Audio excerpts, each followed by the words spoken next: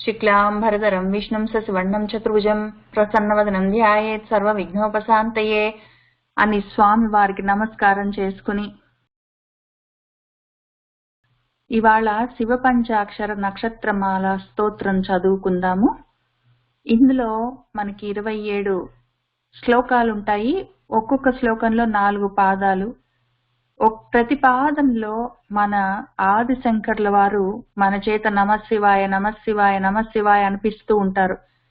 27 శ్లోకాలు, 4 పాదాలు, ఒక్కొక్క శ్లోకానికి చొప్పున 108 సార్లు మనం ఇవాళ నమశివాయ అనుకుంటాం. ఇవాళ మొత్తం అవుతాయో లేవో నాకు అనుమానమే, ఎంత అవుతాయి అంత. కానీ ఈ నక్షత్రమాల స్తోత్రాన్ని పైనుంచి కింది దాకా ఒకసారి చదివామంటే 108 సార్లు నమశివాయ అనుకోవడం అయిపోతుంది మనకి.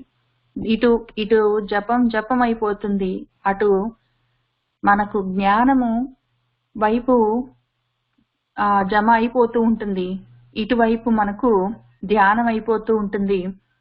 కాబట్టి అన్ని రకాలుగా పనికొస్తుంది అని చెప్పి ఆయన ఈ స్తోత్రాన్ని రాశారు మన ఆదిశంకర్ల వారు. పైగా 27 శ్లోకాలు పెట్టి 4 పాదాల్లో మీ ఇష్టం వచ్చిన ప్రతి వాళ్ళు ఏదో ఒక నక్షత్రంలో పుడతారు. కాబట్టి మీరు ఇందులో 27లో ఏదో ఒక నక్షత్రంలో ఏదో ఒక పాదంలో ఉంటారు. కాబట్టి ప్రతి వాళ్లకు ఇది తప్పనిసరిగా పనికొస్తుంది. ఏ నక్షత్రంలో ఏ పాదంలో పుట్టినా ఇది నాకా స్తోత్రం పక్కవాడికి అని అనుమానించాల్సిన అవసరం లేదు. అది అందరి కోసం అని చెప్పి రాసినంత శ్రద్ధగా రాశారు ఆయన. ఏం రాశారో చూసుకుంటూ వెళ్దాం. ఇందులో మళ్ళీ మనకి చాలా లెవెల్స్ ఉంటాయి. ఒక పక్క కథ నడుస్తూ ఉంటుంది, ఒక పక్క ఆ పరాత్పర తత్వం చెప్తూ ఉంటుంది ఈ స్తోత్రం. ఇంకొక వైపు మనలో ఉన్న కుండలిని, మనలో ఉన్న మేరు దండం, మన స్పైన్ మన వెన్నెముక పైన మన తల, కపాలం, ఆ రెండు కలిపి ఒక మేరు దండం అయితే దానిపైన కైలాసగిరిలో సహస్రారంలో ఆయన చంద్రుణ్ణి 16 కళ్ళని పెట్టుకొని ఉన్నట్టు ఆ చంద్రమండలం పైన అక్కడి నుంచి ఆయన అమృతాన్ని ఇట్లా కురిపిస్తూ ఉంటారు అన్న యోగం కూడా నడుస్తూ ఉంటుంది. ఎందుకంటే పరమేశ్వరుడు యోగేశ్వరేశ్వరుడు కూడా కదా. ఇన్ని నడుస్తూ ఉంటాయి. మనము అన్ని చూసుకుంటూ వెళ్తే ఇంకా చాలా దూరం అయ్యే అవకాశం ఉన్నది, తప్పేమీ లేదు. కానీ ఒకసారి కొంత చెప్పుకుంటూ ఒకసారి మొత్తం చదువుకుందాం. మళ్ళీ ఎప్పుడైనా వెనక్కి వచ్చి మళ్ళీ ఇంకా కొంచెం లోతుగా చూసుకుంటూ వెళ్దాము. ఇవాళ మన ఉద్దేశం ఏమి అంటే, మనకు ఆ స్వర్ణకమలంలో ఉన్న సినిమాలో ఒక చిన్న 4 లైన్లు ఉంటాయి. ఈ మొత్తం 108 లైన్లు పాదాల్లో ఉన్న ఈ స్తోత్రం అందులో ఓన్లీ 4 లైన్లు పెట్టారు. అదే అంత బాగుంటుందంటే అసలు మొత్తం స్తోత్రం ఎంత అందంగా ఉంటుందో చూడడం ముఖ్య ఉద్దేశం. తర్వాత మాటలకు అర్థం చూసుకుంటూ వెళ్ళడం, చదువుకోవడం, నోట్తో చదువుకుంటే దాని అందమే అందం అంటూ ఉంటే ఇంకా దాని పులకరించిపోతుంటాం. అంత బాగుంటుంది స్తోత్రం. దీని మీద ఎక్కువ ఫోకస్ చేద్దాం, అర్థం చూసుకుందాం. కొంచెం లోతుగా తత్వం ఎట్లా మనం అన్ని రకాలుగా లలిత సహస్రనామం దగ్గర నుంచి భగవద్గీత దగ్గర నుంచి అన్ని రకాలుగా మనము తత్వం చూసుకుంటూనే ఉన్నాము. అవి కూడా కలుపుకుంటూ వెళ్దాం. శివము అన్నదానికి అర్థము మంగళము, సుఖము, సం అంటే శాంతి అని చాలా అర్థాలున్నాయి. మన అమరకోశము శివం అన్నదానికి ఎన్నో అర్థాలు చెప్పింది.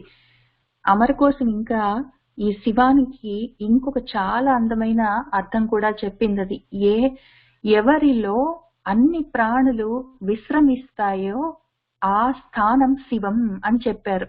అది ఎంత లోతైన విషయం అంటే, మనకి మనసులో శాంతి ఉండాలి. ఆ శాంతి ఉన్న ప్రదేశంలోనే భగవత్ పదార్థం ఉంటుంది అని మనకు తెలిసిన విషయమే. కానీ ఈ శివం అన్న దానికి ఆ వ్యుత్పత్తి వల్ల మనకు అర్థమైంది ఏమి అంటే, మన మనసు ఎప్పుడు శాంతిస్తుందో, ఎప్పుడు విశ్రమిస్తుందో, ఈ అలజడులన్నీ దాటుకొని కోరికలు, కోపాలు, తాపాలు అన్నిటిని దాటుకొని మనసు వెళ్ళి ఎక్కడ విశ్రమిస్తుందో ఆ ప్రదేశము శివం. అది ఎక్కడుంటుందంటే నాలోనే ఉంటుంది. ఇంకా ఎక్కడుంటుంది? మొత్తం ప్రపంచంలో ఉంటుంది. ఇంకా నాకు కనిపించే ప్రదేశం ఏది? కైలాసం చూసుకో. అదెక్కడుంది? నీలో ఉంది, బ్రహ్మాండంలో ఉంది, మేరు పర్వతం పైన ఉంది. అన్ని చోట్ల ఉన్న ఆ శివం అనే తత్వాన్ని పట్టుకో అని చెప్తూ ఉంటుంది. మనము కొంత అన్ని లెవెల్స్ లో చూసుకుంటూ వెళ్తాము ఈ స్తోత్రంలో ఈ విషయాలు. దీనికి ముఖ్యంగా ఈ స్తోత్రానికి ఉన్న అందము మన మనసుని ఎక్కడ కదిలిస్తుందన్న విషయము మనం చూసుకుంటూ వెళ్దాము. మొదటి శ్లోకం ఏమి అంటే, శ్రీమదాత్మనే గుణైక సింధవే నమః శివాయ, ధామలేశ దూతకోక బంధవే నమః శివాయ, నామ శోషితానమద్భవాంధవే నమః శివాయ, పామరేతర ప్రధాన బంధవే నమః శివాయ అని మొదలవుతుంది. ఇందులో ముందే శ్రీ అని శ్రీకారంతో మొదలు పెట్టారు. ఈ శ్రీకారం మనకు చాలా ముఖ్యం. ఎందుకంటే శ్రీ అంటే ఆశ్రయ స్థానం, మళ్ళీ శివం. ఏ ప్రదేశంలో ఎక్కడ ప్రాణులన్నీ విశ్రమిస్తాయో ఆ ఆశ్రయ స్థానం గురించి మనం తెలుసుకుంటున్నాం. కాబట్టి ఆ పరాత్పర పదార్థం గురించి, అక్కడికి వెళ్లి చేరడానికి అవకాశం ఉన్న విషయము శ్రీ. అది దారి చూపిస్తుంది. మనందరం ఎక్కడ విశ్రమిస్తున్నామో, ఎక్కడ ఉన్నామో మనం ఆ విషయం తెలుసుకోలేకు, అక్కడే ఉన్నామన్న విషయం మనకు తెలియట్లేదు. ఆ విషయం తెలవడానికి కోసం అని చెప్పి మనకు ఈ స్తోత్రాలన్నీ ఉన్నాయి. ఇది కూడా అంతే. కాబట్టి అది శ్రీ అన్న మంగళకరమైన శబ్దంతో మొదలవుతూ ఉన్నది. ఆ ఆశ్రయ స్థానం గురించి మనం తెలుసుకుంటూ ఉన్నాం. ఆ విశ్రామ స్థానం గురించి, అలసిపోయిన మన ఆత్మలన్నీ ఎక్కడ విశ్రమిస్తాయో ఆ ప్రదేశం. ఒకవేళ నడుస్తూ ఉన్నంత వరకు దేన్ని ఆశ్రయించుకున్నాయో ఆ స్థానం, అది శ్రీమత్. ఆ శ్రీమత్, శ్రీమంతమై ఉన్న ఆ విషయము అది పరమాత్మ. కాబట్టి శ్రీమత్ ఆత్మ, అది పరమాత్మ. దాని గురించి చెప్తూ ఉన్నది స్తోత్రం మనకు. ఆ పరమాత్మ ఎటువంటిది అంటే గుణయేక సింధువు. అదొక పెద్ద సముద్రం అనుకుంటే, ఆ పరమాత్మ అనేది ఒక పెద్ద సముద్రం అనుకుంటే, ఆ సముద్రం దేంతో నిండి ఉన్నది అంటే గుణాలు, సకల కళ్యాణ గుణాలు, మంగళకరమైన గుణాలన్నీ నిండి ఉన్నాయి ఆ సముద్రంలో. అవి మనకు 6 గుణాలు, షాడ్గుణ్య పరిపూరిత అని పిలుస్తాం మనం పరమాత్మ పదార్థాన్ని. దానికి జ్ఞానము, బలము, తేజస్సు, ఐశ్వర్యము, వీర్యము ఇట్లాంటివి ఒక 6 గుణాలు ఉంటాయి. ఆ గుణాలన్నిటితో పరిపూర్ణంగా నిండి ఉన్న సముద్రం వంటిది ఈ పరమాత్మ స్వరూపము.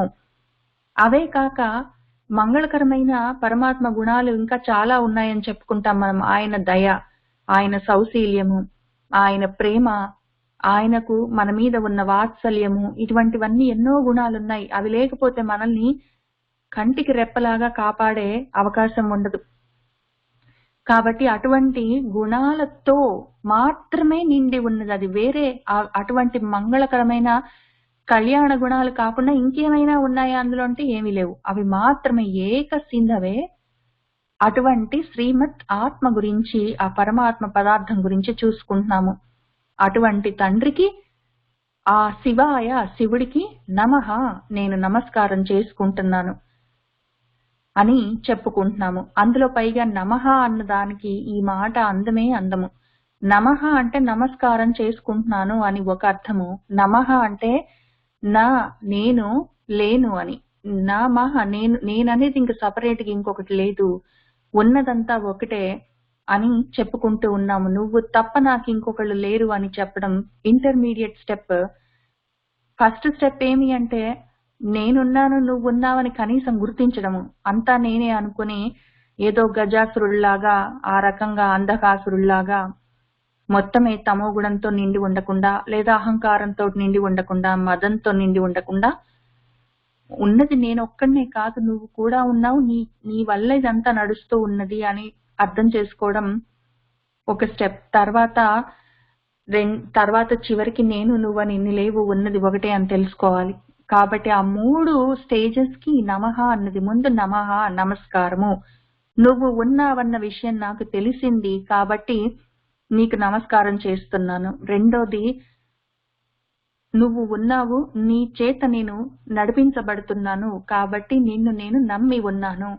మూడోది, నేననేది వేరేగా లేను, నేను నీలోనే ఉన్నాను, నువ్వే నేనై ఉన్నాను అని చెప్పడానికి 3 లెవెల్స్ లో ఈ నమః అన్నది మన చేత ఆ మాట అనిపిస్తూ నడిపిస్తూ ఉంటుంది. మనం ఏ దశలో ఉన్నామో మన సాధనలో దాన్ని బట్టి ఆ నమః అన్న దానికి అర్థం ఉంటుంది.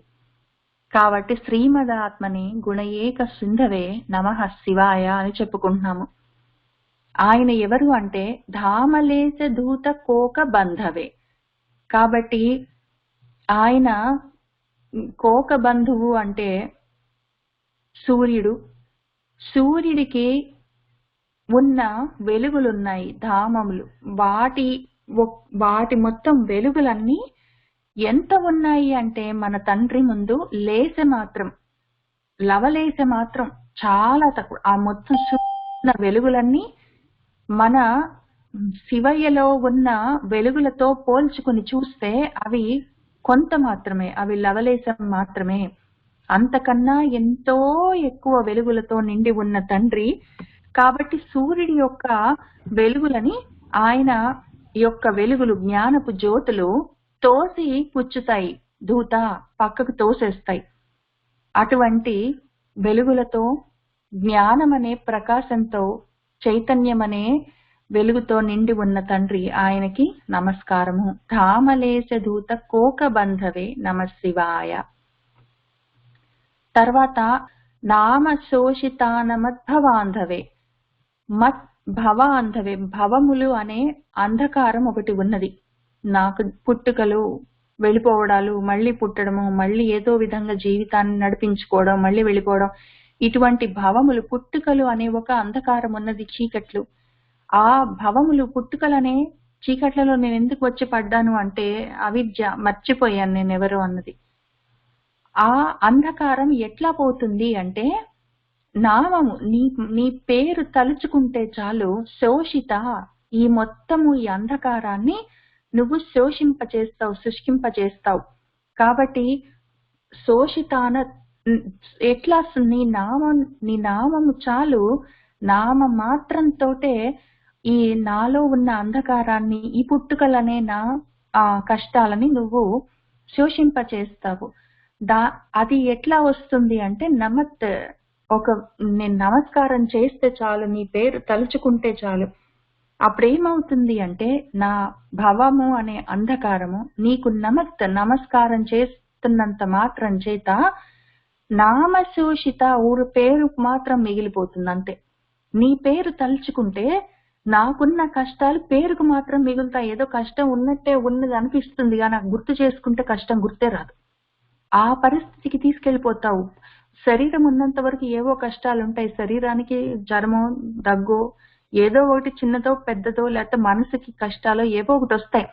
అవి ఉండకుండా మొత్తమే మాయమైపోతాయి అంటే శరీరం ఉన్నంత వరకు అవి ఉంటాయి, దానికి శరీర ధర్మం. కానీ నీకు నమస్కారం చేసుకుంటే చాలు, అవి నామశోషిత, నామమాత్రంగా మిగిలిపోతాయి అంతే. ఇంకేమి అసలు ఉన్నాయని కూడా గుర్తుకు కూడా రాదు. అటువంటి తండ్రివి నువ్వు. నామశోషిత నమద్భవాంధవే. నామశోషిత నమస్కారం చేస్తే చాలు, నా భవములనే అంధకారం మొత్తము నాశనమైపోతుంది. అటువంటి స్వామికి నమ శివాయ, నమస్కారము. పామరేతర ప్రధాన బంధవే నమ శివాయ. పామరులు అంటే అజ్ఞానులు. అటువంటి వాళ్ళకి ఇతరులు, అజ్ఞానులకి ఇతరులు అంటే జ్ఞానులు అని అర్థం. జ్ఞానులకు నువ్వు ప్రధానమైన బంధువువి. జ్ఞాన మార్గంలో ఉన్న వాళ్ళకి నువ్వు ప్రధానమైన బంధువు. అజ్ఞానంలో ఉన్న వాళ్ళకి చాలా మంది బంధువులు ఉంటారు. అక్కలు, అమ్మలు, తమ్ముళ్ళు, ఫ్రెండ్స్, తెలిసిన వాళ్ళు, తెలియని వాళ్ళు, ఏదో టీవీలో వస్తున్న వాళ్ళు, సినిమా యాక్టర్లు, పొలిటీషియన్స్ అని ఎంతమంది అయినా బంధువులు ఉండొచ్చు. అయితే అదంతా అజ్ఞానంతో ఉన్న బంధాలు, అజ్ఞానం వల్ల చేస్తున్న కర్మ వల్ల కలిగే బంధాలు. ఆ అజ్ఞానంలో నుంచి బయటపడ్డ వాళ్ళకి, జ్ఞానులకి ఒకటే ఒక బంధం ఉంటుంది, నువ్వొక్కడివే బంధం. ఇంక వేరే బంధం ఉండే అవకాశమే లేదు. ఒకవేళ వేరే బంధాలున్నా కూడా అవన్నీ నామమాత్రంగా ఉంటాయి. నువ్వే ప్రధాన బంధువై ఉంటావు, ఎందుకంటే నువ్వు జ్ఞానము. జ్ఞానులకి జ్ఞానము బంధం అయి ఉంటుంది. అదే ప్రధాన బంధమై ఉంటుంది, బంధువై ఉంటుంది. కాబట్టి అటువంటి నాకున్న ప్రధానమైన బంధువు నువ్వే. పామరేతర ప్రధాన బంధవే నమఃశివాయ అని చెప్పుకొని తర్వాత కాలభీత విప్రబాల పాలతే నమఃశివాయ శూల భిన్న దుష్ట దక్ష పాలతే నమఃశివాయ మూల కారణాయ కాల కాలతే నమఃశివాయ పాలయాధునా దయాళవాలతే నమఃశివాయ అని మళ్ళీ ఇంకా కొన్ని విషయాలు చెప్పుకుంటున్నాము. కాలభీత, కాలుడు అంటే యముడు, యముడి చేత భీతి గొని ఉన్న, భయపడి ఉన్న విప్ర అంటే బ్రాహ్మణ బాలకుడికి బాలకుణ్ణి నువ్వు పరిపాలించావు. ఆయన యముడు 16 ఏళ్లకే తీసుకొని వెళ్ళిపోతా అని వస్తే మార్కండేయుడు భయపడి ఆ విప్రబాలుడు మార్కండేయుడు వచ్చి రక్షించమని చెప్పి నిన్ను గట్టిగా కౌగిలించుకుంటే నువ్వు ఆ పిల్లాన్ని కాపాడావు, పాలించావు. అటువంటి నీకు నమస్కారం చేస్తున్నాను ఓ శివయ్య. కాలభీత విప్రబాల పాలతే నమఃశివాయ. అట్లానే శూల భిన్న దుష్ట దక్ష పాలతే నమఃశివాయ. నిన్ను కావాలని కోరుకొని చేరే వాళ్ళని ఒక్కళ్ళనే రక్షించడం కాదు, ఒకవేళ అవసరం అయితే దుష్టులను శిక్షించడానికి కూడా నువ్వు వెంటనే ఉంటావు. నీ త్రిశూలము భిన్నం చేసింది, ఒక విషయాన్ని తుంచివేసింది. ఏంటో తెలుసా? అది దుష్ట దక్షుడి యొక్క పాల భాగాన్ని, తలని నీ శూలము భిన్నం చేసింది. దక్షుడని ఒక ఆయన ఉన్నాడు, దక్ష ప్రజాపతి అని. ఆయనకి ఒక కూతురున్నది, దాక్షాయణి, పార్వతీదేవి. ఆయనకు వేరే కూతుర్లు కూడా ఉన్నారు, వాళ్ళందరూ వేరే పెళ్లిళ్లు చేసుకున్నారు. ఈ ఒక్క తల్లి మాత్రం ఈయననే కావాలని సతీదేవి శివుణ్ణి పెళ్లి చేసుకున్నది. అంతవరకు పెళ్లి చేయడం వరకు చాలా గొప్పగా చేశాడు ఆయన. తర్వాత మాత్రం ఆయనకి అహం బాగా ఎక్కువైంది, నేను అన్న విషయం ఎక్కువైంది. దానివల్ల కొన్ని దుష్టమైన పనులు చేశాడు. అందులో ముఖ్యమైన ఈయన దక్షుడే, ఏ పనైనా చేయగలిగిన శక్తి సామర్థ్యాలున్నాయి, అంత దక్షత ఉన్నవాడే, చాలా టాలెంటెడ్ పర్సన్, ఏదైనా చేయగలడు. కానీ అందులో కొంచెం దుష్టత్వం వచ్చింది. పని చేయగలగడం చెడు విషయం కాదు, దక్షత ఉండడం చెడు విషయం కాదు, కానీ అందులో ఈశ్వర స్ఫురణ లేకపోవడమే దుష్టత్వం. మొత్తం నేనే, అంతా నేనే, నా వల్లే అన్న దుష్టత్వం ఆయన దక్షతలో కొంచెం చేరింది. అప్పుడేం చేశావు నువ్వు? నీ త్రిశూలంతో ఆయన పాల భాగాన్ని భిన్నం చేశావు, పాల భాగాన్ని నువ్వు నరికివేశావు. ఆ తర్వాత ఏం జరిగింది? కథగా చెప్పుకుంటే మనం పురాణంగా, ఆ తల మొత్తం పోయి ఆ యజ్ఞకుండంలో పడ్డది, మొండెం ఒక్కటి ఉన్నది. తర్వాత వీళ్ళందరూ కొంచెం హడావిడి అయిపోయిన తర్వాత అందరు మళ్ళీ శివుడి దగ్గరికి వెళ్ళి అడిగితే, మళ్ళీ శివుడు, విష్ణుమూర్తి, బ్రహ్మదేవుడు, మిగిలిన దేవతాగణాలు, ఇంకా బతికి బయటగట్టిన వాళ్ళందరూ కలిసి మళ్ళీ ఈ దక్ష యజ్ఞ వాటికకు వెళ్ళారు.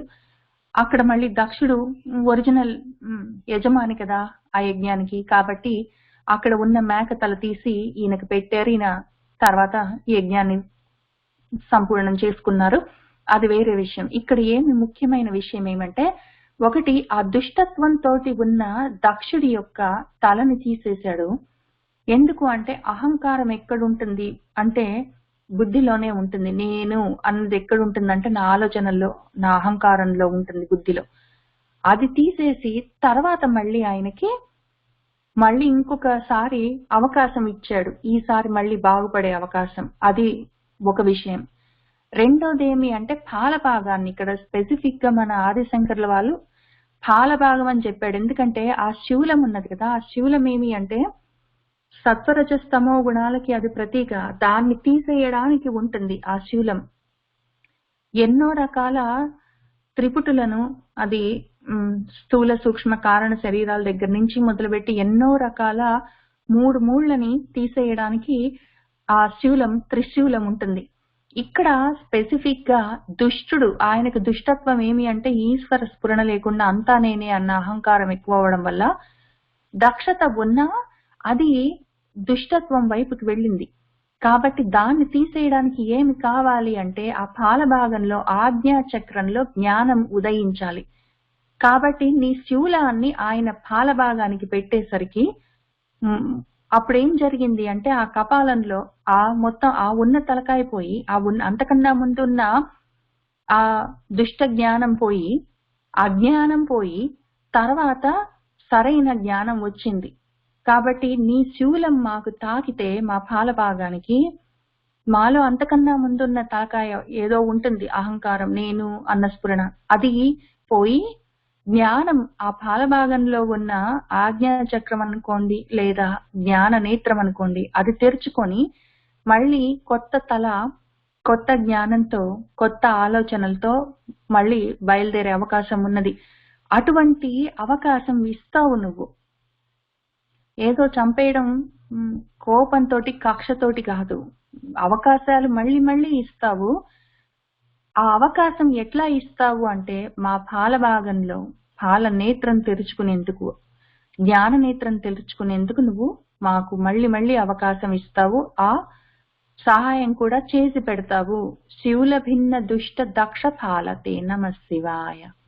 ఒకవేళ ఈ దక్షత ఉండి నీ గురించిన స్ఫురణ ఉంటే అది దుష్ట దక్షత ఏం కాదప్పుడు. అది ఆ దక్షతను చూసి నువ్వు కూడా మురిసిపోతావు.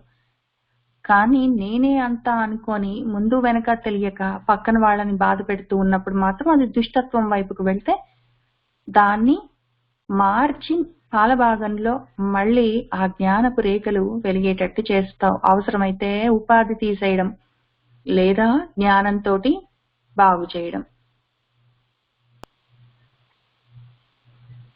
ఆయన మూల కారణాయ కాలకాలతే, మూల కారణమైన మొత్తం మూల ప్రకృతి అవ్యక్త వ్యక్తి అవ్యక్త స్వరూపిణి అని నిన్న మనం లలితా సహస్రనామంలో చదువుకున్నట్టు ఆయన మూల కారణము, ఆయన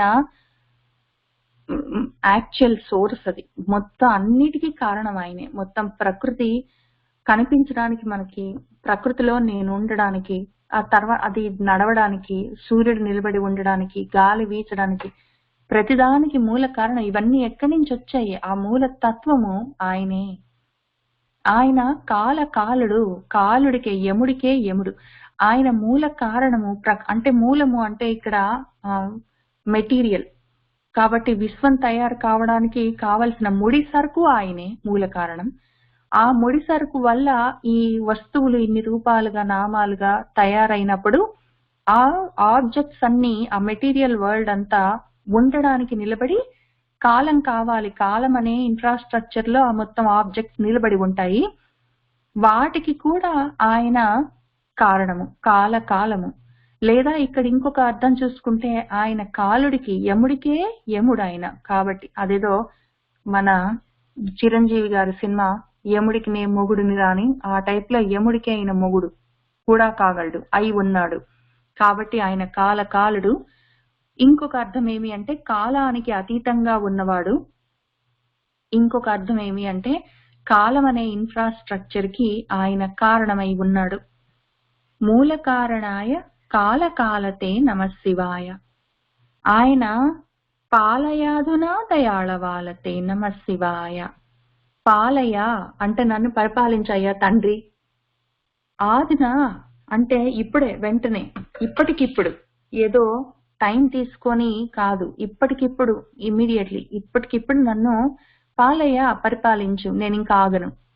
తర్వాత చూద్దాంలే, ఇంకా నీకన్నా ఎక్కువ ఏడ్చే వాళ్ళు ఇంకా లైన్ లో ఉన్నారు, వాళ్ళందరూ అయినాక చూద్దాంలే, నువ్వు ఇంకా సాధన చేయలే, ఇంకా జ్ఞానాన్ని సాధించుకోలే, ఇంకో కొన్ని కోట్ల జన్మలు ఎత్తలే అని చెప్పి నువ్వు నాకు ఇన్ని చెప్పకు. నా ఆధున ఇప్పటికిప్పుడే నువ్వు నన్ను పాలించు. ఎందుకు అట్లా చెయ్యాలి నువ్వు అంటే నీకు కారణం కూడా చెప్తాను. నువ్వు ఎందుకు ఆ పని చెయ్యాలి అంటే, నాలో పాపాలు లేవు, నేను నా పాపాలన్నీ కడిగేసుకున్నాను, నా మొత్తం చిత్తాన్ని శుద్ధి చేసుకున్నాను, నేను మొత్తమే సత్వంలో నిలబడి ఉన్నాను, నేను చాలా జ్ఞానాన్ని ఆర్జించాను అని ఇవన్నీ నేను చెప్పను. నాకు అన్ని పాపాలు గీపాలు ఉంటే ఉన్నాయి, కానీ నీలో ఒక గుణం ఉంది, దయ అనే గుణం ఒకటి ఉంది. నువ్వు దానికి ఆలవాలమై ఉన్నావు, మొత్తం దయతో నిండి ఉన్నావు. మరి నువ్వేం చేస్తావు? నీకు ఆ దయ అన్నది నీ వీక్నెస్ కాబట్టి నాకు ఈ కష్టాలు పాపాలు ఇటువంటివన్నీ నా వీక్నెస్ లని నువ్వు పట్టించుకోకు. నీ వీక్నెస్ ఒకటి ఉంది, దయ అనేది. దాన్ని మనసులో పెట్టుకొని దానికోసం అని చెప్పి నన్ను పాలించు ఇప్పుడే. అది నేను నీకు చూపించే కారణం. నీ దయనే కారణము నన్ను నువ్వు రక్షించడానికి. నేను ఇది మంచి చేసుకుంటున్నాను, నేను బాగుపడ్డాను కాబట్టి నాకు హెల్ప్ చేయి అని చెప్పి నేను చెప్పట్లే. ఆ ప్రయత్నం నేను చేస్తాను, చేయకుండా ఉండను. దానికి ఎక్కువ టైం పట్టేటట్టున్నది. కాబట్టి ఈ లోపల నీకు దూరంగా నేను ఉండలేను. కాబట్టి నువ్వు వెంటనే ఏదో ఒక ప్రయత్నం చెయ్యి. ఎందుకు చెయ్యాలి అంటే దయకి నువ్వు ఆలవాలమై ఉన్నావు కాబట్టి నన్ను ఇప్పుడే కాపాడు. పాలయాధున ఆధున దయాళవాల తే నీకు నమస్కారం తండ్రి అని చెప్తున్నాము. తర్వాత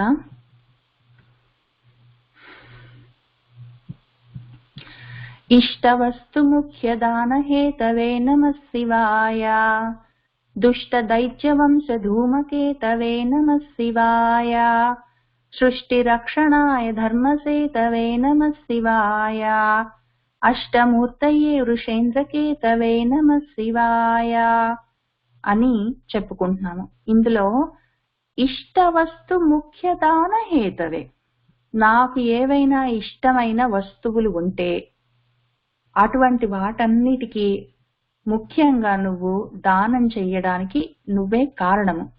నాకు చాలా ఇష్టమైన వస్తువులున్నాయి, కొన్ని అవసరమైన వస్తువులున్నాయి, కొన్ని నాకు ఇష్టమైన వస్తువులున్నాయి, కొన్ని నాకు తప్పనిసరిగా కావలసినవి ఉన్నాయి, కొన్ని నా విషెస్ ఉన్నాయి, కొన్ని నీడ్స్ ఉన్నాయి. ఆ నీడ్స్ ఏమి అంటే గాలి కావాలి, నీళ్లు కావాలి, అన్నం కావాలి, సూర్యరశ్మి కావాలి. ఇటువంటివన్నీ నాకు నీడ్. అవి లేకపోతే నేను బ్రతకలేను. నువ్వు నన్ను ఇక్కడ ఈ శరీరంతో ఈ భూమి మీద నిలబెట్టినప్పుడు మరి ఈ అవసరాలన్నీ నువ్వు తీర్చవలసి ఉంటుంది. అవి ఒక గ్రూప్ వస్తువులు. రెండోవి ఇంక ఇవన్నీ ముఖ్యమైన వస్తువులన్నీ అయిపోయిన తర్వాత ఇష్టమైన వస్తువులు ఉంటాయి.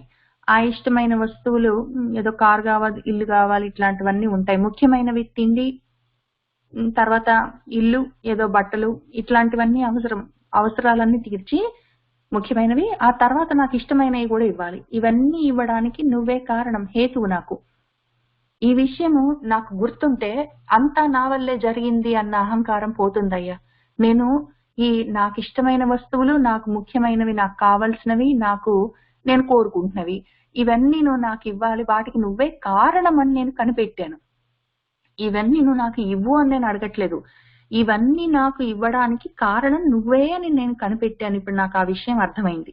దీనివల్ల నాకు వచ్చిన లాభం ఏమి అంటే నీ వల్లే ఇవన్నీ నాకు వస్తున్నాయని నాకు అర్థం అవ్వడం వల్ల ఇవన్నీ నా వల్లే నేను తెచ్చుకుంటున్నాను అన్న అహంకారం నశించింది. నేను తెచ్చుకున్నాను, నేను ఉద్యోగం చేశాను, నేను డబ్బులు సంపాదించుకున్నాను, నేను తెచ్చుకున్నాను, నేను వండుకున్నాను, నేను తిన్నాను, నేను కారు కొనుక్కున్నాను, నేను పలానా చోటికి వెళ్ళాను, నేను తీర్థయాత్రలకి వెళ్ళాను, నేను చేశాను, ఇవన్నీ నేను అన్న వాటన్నిటికీ కారణం హేతువు నేను అన్న అజ్ఞానం పోయింది. వీటికి కారణం హేతువు నువ్వు అన్న విషయం తెలిసింది అన్నప్పుడు నాలో ఉన్న అజ్ఞానము అహంకారము పోయినట్టే. కాబట్టి ఆ విషయం నాకు ఇప్పుడు తెలిసింది. ఇష్ట వస్తు ముఖ్య దాన హేతవే, నువ్వే హేతువు ఈ మొత్తానికి అన్న విషయం నాకు తెలిసింది. కాబట్టి నీకు నమస్కారం చేసుకుంటున్నాను. నమః, నేను కాదు, వీటన్నిటికీ హేతువు నువ్వే అన్న విషయం నాకు తెలిసింది అని చెప్పుకుంటున్నాము. తర్వాత దుష్ట దైత్య వంశ ధూమకేతవే నమః శివాయ. దుష్టులైన దైత్యులున్నారు, దానవులు, ఆసురి లక్షణాలతోటి ఉన్నవాళ్ళు, వాళ్ళ వంశాలతో సహా. ఏదో భండాసురుణ్ణి చంపమ్మ తల్లి అని అడిగితే భండాసురుణ్ణి, భండాసురుడి సైన్యాధ్యక్షుణ్ణి, భండాసురుడి సైన్యాలని, భండాసురుడి కొడుకులను, తమ్ముళ్లను, ఫ్రెండ్స్ ని, వాళ్ళ ఇళ్ళు పిలికున అన్ని కలిపి మొత్తం దుంపనాశనం చేసింది. ఎందుకంటే మళ్ళీ అటువంటి ఆశ్రీ లక్షణాలు పుట్టకుండా ఉండడానికి. ఎక్కడైనా సరే ఏది చేసినా సరే రామావతారంలో పోని రావణాసురుణ్ణి తీసే నాయన తట్టుకోలేకుండా ఉన్నామంటే రావణాసురుడి తమ్ముళ్ళని, కొడుకులని సైన్యాధ్యక్షులని, సైన్యాన్ని మొత్తం అందరిని ఎందుకు తీసేసావు? ఆ వంశం, ఆ దుష్టత్వము, ఆ స్త్రీ లక్షణము, ఆ చెడు అన్నది కొంచెం ఉన్న వీడులాగా ఏదో ఆ చెట్లలో ఉన్న చెరుపు చేసే చెట్లలాగా ఏది ఒక్కటి ఉన్నా మళ్ళీ అది మొత్తం పెరుగుతుంది. ఏదో తులసి వనంలో గంజాయి మొక్క అని చెప్పుకుంటాం, తులసి వనమని మనం వేసుకుంటాం. కొంచెం ఒక చెడుపు చేసే మొక్క ఒక్కటి ఉన్నా మొత్తం తులసి వనమంతా చెడు చేస్తుంది. కాబట్టి అసలు దుంపలేటువంటి వాటిని తీసేసే పని నువ్వే చేస్తావు. ఒకటి అడిగితే నువ్వు ఆ చుట్టుపక్కల ఉన్న చెడంతా తీసేస్తావు. ఏదో పైన చర్మం మీద ఏదో ఒక పుండు వచ్చింది, ఆ పుండుని ఏమైనా చెయ్యమని అడిగితే అప్పుడేం చేస్తావు నువ్వు? ఆ పైన ఉన్న పుండుని గోకి కొంచెము, ఆ పైన కొంచెం బ్యాండేడ్ వేసి అంతా బాగైంది వెళ్ళని చెప్పవు కదా. ఒకవేళ డాక్టర్లు ఎట్లా చెప్తారు, అది మొత్తం లోపల ఉన్న రూట్ కాజ్ చూస్తారు. అవసరమైతే క్యాన్సర్ అయితే మొత్తమే అక్కడి నుంచి తీసేస్తారు. క్యాన్సర్ కాపైనా, అది బినైన్ ట్యూమర్ అయినా, ఏదైనా సరే లోపల ఉన్న పుండుతో సహా తీసేస్తారు. దానికి కారణంతో సహా తీసేస్తారు. లేకపోతే ఏమవుతుంది, ఆ పై దానికి ఎంత బ్యాండేడ్ వేసినా, బ్యాండేజెస్ కట్టినా లోపల ఉన్నది ఉంటుంది. అట్లా కాకుండా నువ్వు వంశమే ఆ దైత్యం, దుష్టత్వం అనే ఆసురీ లక్షణాలు మొత్తమే లేకుండా దుంపనాశనం చేస్తావు. ఆ రకంగా చేసే ధూమకేతువు నువ్వే, అగ్నివి నువ్వే అని చెప్పి మనము చెప్పుకుంటూ ఉన్నాము. కాబట్టి పైగా ధూమకేతు అన్నప్పుడు ఇక్కడ ఇంకొక 2 అర్థాలు చెప్పుకుందాం. ఒకటి ఏంటి అంటే దుష్టులు అయిన దైత్యులందరూ చెడువాళ్ళని చెప్పలేం. మళ్ళీ బలి చక్రవర్తి చాలా మంచివాడే, ప్రహ్లాదుడు చాలా మంచివాడే, మంచివాడు. మన విభీషణుడు ఎంత మంచివాడు. కాబట్టి అందరూ దైత్యులు, దానవులు, వాళ్ళ రాక్షసులందరూ చెడువాళ్ళని చెప్పడానికి లేదు. అందులో దుష్టులు ఉంటారు. కాబట్టి నువ్వు చూసుకొని దుష్టులైతే వాళ్ళ వంశాలతో సహా అందులో కూడా చెడువాళ్ళ, ఆ దుష్ట వంశంలో ఉన్న చెడు వాళ్ళని మాత్రం వాళ్ళకి నువ్వు ధూమకేతువు అంటే తోకచుక్క. వాళ్లకు బ్యాడ్ ఆమెన్ అంటారు కదా, చెడు సూచించడానికి వచ్చే తోకచుక్క లాంటి వాడివి. కాబట్టి ఇందులో ఇది ముఖ్యమైన విషయం. ఎందుకంటే అటువంటి దుష్టత్వం ఉన్న ఆశ్రీ లక్షణాలున్న వాళ్ళకి నువ్వు తోకచుక్క లాంటి వాడివి. అంటే తోకచుక్క ఒకటి పడ్డది అంటే అక్కడ ఏదో ఒకటి చెడు జరుగుతుందని అర్థం. అయితే ఈ చెడు జరగడం కూడా వెంటనే జరుగుతుందని నమ్మకం లేదు. అది టైం ఉంటుంది. ఈ లోపల ఒకవేళ నిజంగా నా కోసం అని చెప్పి ఒక తోకచుక్క వస్తుంది, నాకేదన్నా కీడు జరుగుతుంది అనుకున్నప్పుడు నేను ఏదో పూజలో, ఉపచారాలో, లేకపోతే స్తోత్రాలో, జపాలో ఏవైనా చేసుకొని ఆ చెడు నుంచి, ఆ చెడు గ్రహస్థితి నుంచి నేను పక్కకు తొలగే అవకాశం ఉన్నది. నాకు ఆ ఛాన్స్ ఉంటుంది. కాబట్టి ఎంత దుష్ట దైత్యులైనా సరే వాళ్ళకి నువ్వు మళ్ళీ ఛాన్సెస్ ఇస్తావు. నువ్వు ఇండికేషన్స్ పంపిస్తావు, ఒక హింట్, ఒరేయ్ నువ్వు చెడు చేస్తున్నావు, పోయే కాలం వస్తుంది, జాగ్రత్త పడు అని నువ్వు పంపిస్తావు గుర్తులు.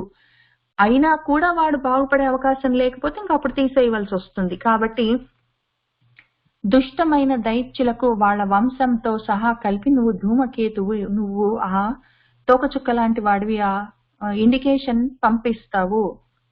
ఒకవేళ అవసరమైతే తీసేస్తావు. ఇంకొక అర్థం ఏమి అంటే ఇక్కడ వంశము అంటే వెదురు, బొంగు అని అర్థం.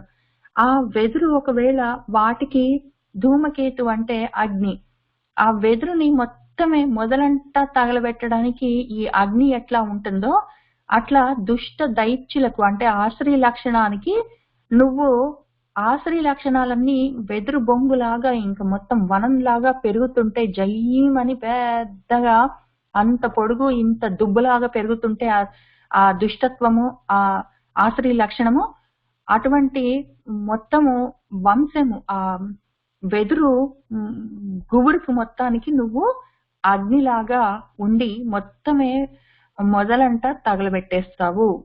కాబట్టి నాలో చాలా దుష్టత్వము, ఆశ్రీ లక్షణాలు ఉండిండొచ్చు. ఎవరైనా బాధపడుతుంటే నవ్వడము, ఇట్లాంటివి ఏవైనా నాలో ఉండిండొచ్చు దుష్ట లక్షణాలు.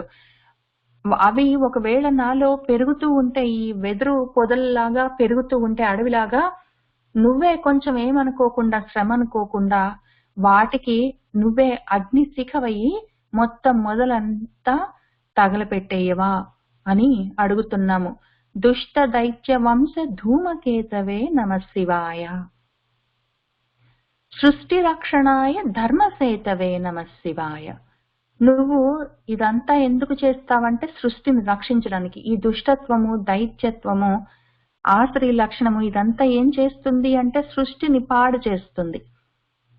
దాన్ని రక్షించడం కోసం నువ్వు సృష్టి రక్షణ చేయడం కోసం ఈ పని చేయాలి. అట్లానే నువ్వు తయారు చేసిన సృష్టిని రక్షించడం, కాపాడడం, నడిపించడం కోసం ఇష్ట వస్తువులు, ముఖ్య వస్తువులు ఇవ్వాల్సి వస్తుంది. కాబట్టి అవసరమైన వస్తువులు ఇస్తావు, ఇష్టమైన వస్తువులు, దుష్టత్వం ఉంటే తీసేస్తావు. రెండు విధాలుగా నువ్వు సృష్టిని రక్షిస్తూనే ఉంటావు. ఈ సృష్టిని కావలసినవన్నీ ఇస్తూ అక్కర్లేనివన్నీ తీసేస్తూ ఇంత మాత్రంతోటే సృష్టి అయిపోయిందా? ఈ ఇష్టమైనవి తీసుకోవడం, దుష్టమైన వాటిని వదిలించుకోవడం, ఈ సైకిల్లో ఎన్నాళ్ళు ఉంటాం, ఎన్ని జన్మలు ఉంటాం, ఎన్ని యుగాలు ఉంటాము. ఎప్పుడో ఒకప్పుడు ఈ సైకిల్లో నుంచి బయటపడాలి కదా. దానికోసము ధర్మ సేతువి నువ్వే. ధర్మంగా ఈ సృష్టిలో బ్రతికినంత కాలం బ్రతకడానికి కావలసిన సాంఘిక, శారీరక, మానవ ధర్మాలన్నీ నువ్వు చూపిస్తావు. ఆ ధర్మం నువ్వే అయి ఉంటావు. కాక ఈ ధర్మాన్ని మార్గంగా పెట్టుకొని నీ దాకా వచ్చేసేందుకు ఆ బ్రిడ్జ్, సేతువు కూడా నువ్వే. నేను ఈ సృష్టిలో ఉన్నంత వరకు ఆ ధర్మము నాకు మార్గమై ఉంటుంది. నీ దగ్గరికి రావాలనుకున్నప్పుడు ఆ ధర్మమే సేతువై ఉంటుంది, బ్రిడ్జ్. ఈ మొత్తం సముద్రాన్ని, సృష్టి అనే, ప్రపంచమనే, సంసారమనే సముద్రాన్ని దాటడానికి సేతువు, బ్రిడ్జి నువ్వే అయి ఉంటావు.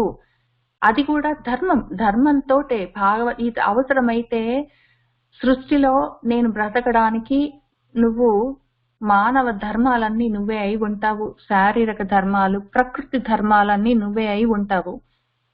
నేను నీ దగ్గరికి రావాలి అని నేను అనుకున్నప్పుడు, నేను నీ దగ్గరికి రావాలి అని అనుకున్నప్పుడు, ఎందుకంటే నువ్వు నేను ఒకటే, అప్పుడేమవుతుందంటే నువ్వే భాగవత ధర్మం అవుతావు. అంతకన్నా ముందు నువ్వు ప్రకృతి ధర్మం, ఇప్పుడు భాగవత ధర్మం. కాబట్టి ఆ ధర్మానికి నువ్వు సేతువై, ఆ ధర్మం అనే సేతువై నువ్వు సత్యం వైపుకి మమ్మల్ని తీసుకొని వెళ్తావు.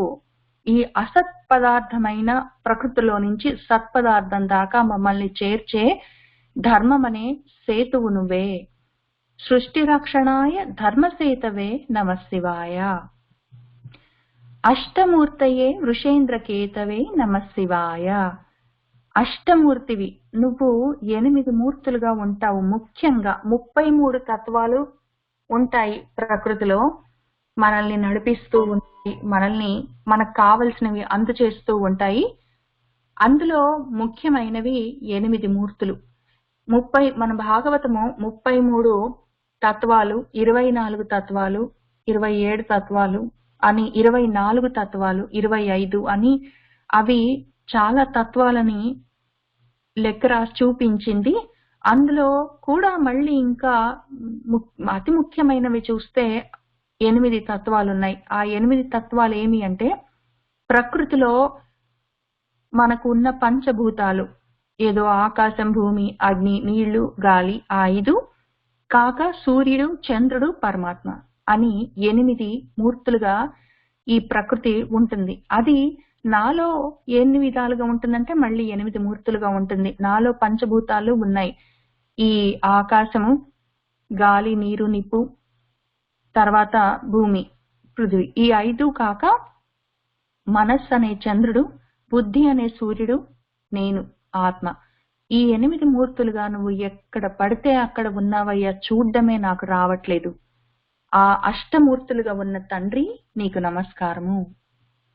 వృషేంద్రకేతవే, నువ్వు ధర్మమే నువ్వై ఉన్నావు.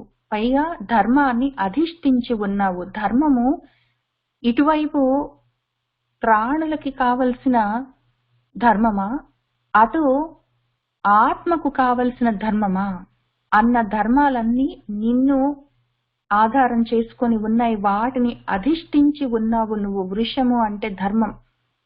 ఆ వృషేంద్రము మనకు ధర్మానికి సంకేతంగా వృషభం ఉంటుంది. ఆ ఎద్దు మీద నువ్వు కూర్చొని ఉంటావు. కేతం, ఇది జెండా అనుకోవచ్చు, లేదా ఇక్కడ చిహ్నం. ధర్మమే నీకు చిహ్నము.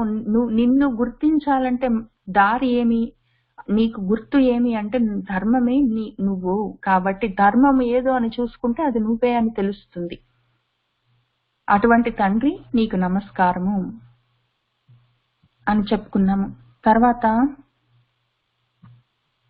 ఆపదద్రిభేదటంకహస్తతే నమః శివాయ, పాపహారి దివ్య సింధుమస్తతే నమః శివాయ, పాపదారిణే లసన్నమస్తతే నమః శివాయ, శాపదోషఖండన ప్రశస్తతే నమః శివాయ అని ఇంకా కొద్దిగా శివతత్వాన్ని తెలుసుకుంటున్నాము. ఆయన ఆపదద్రి, ఆపదలు అనే అద్రి, కొండలున్నాయి. నాకు కొండల్లాగా ఉన్నాయి నాలో, నా కోసం, నా చుట్టూ ఆపదలు. వీటన్నిటినీ, ఈ ఆపదలనే కొండల్లాగా ఉన్న నా ఆపదలను భేదించడానికి హస్తతే, హస్తంలో నువ్వు చేతిలో పట్టుకున్నది ఏమి అంటే టంకం, గొడ్డలి పట్టుకొని కూర్చున్నావు. ఒకవేళ నా ఆపదలు కొండల్లాగా పెరిగిపోయి నన్ను బ్రతకనీయకుండా ఉంటే, వాటి కింద పడి నేను నలిగిపోతూ ఉంటే, నా కొండల్లాంటి ఆపదలను నువ్వు భేదించడానికి నీ చేతిలో టంకం, గొడ్డలు పట్టుకొని ఉన్నావు. అటువంటి నీ హస్తానికి నీకు నమస్కారము. తే నీకు నమః. పాపహారి దివ్య సింధుమస్తతే నమః శివాయ. పాపాలను హరించే దివ్య సింధు, గంగా నదిని నీ మస్తకం పైన, తల మీద పెట్టుకొని ఉన్నావు. నువ్వు నీ చేతిలోనేమో గొడ్డలు పట్టుకొని తిరుగుతున్నావు. అవసరమైతే మా పాపాలని హరించడానికి ఆ దివ్య గంగా అనే ఆ పాపహారిని తల మీద పెట్టుకొని ఉన్నావు.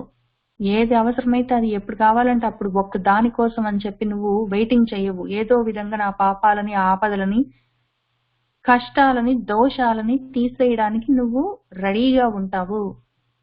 పాపదారినే లసన్ నమస్తతే నమః శివాయ. పాపదారినే, పాపాలు నన్ను ఏడిపించుకొని ఉంటుంటే, ఈ బాధ పెడుతూ ఉంటే, వాటిని హరింపచేసే నువ్వు పక్కకి తోసేసి, దారినే వాటిని కోసేయడానికి ఉన్నావు. అది ఎట్లా అంటే, ఎట్లా చేస్తావు? ఉన్నావు నువ్వు నా ఆపదలనే, కొండలను, పాపాలనే, నా ప్రాబ్లమ్స్ ని నువ్వు హరించడానికి రెడీగా ఉన్నావు. నువ్వు ఇటు గంగను పట్టుకొని ఉన్నావు, అటు గొడ్డల్ని పట్టుకొని ఉన్నావు. నేను చెయ్యవలసిందేమి దానికి అంటే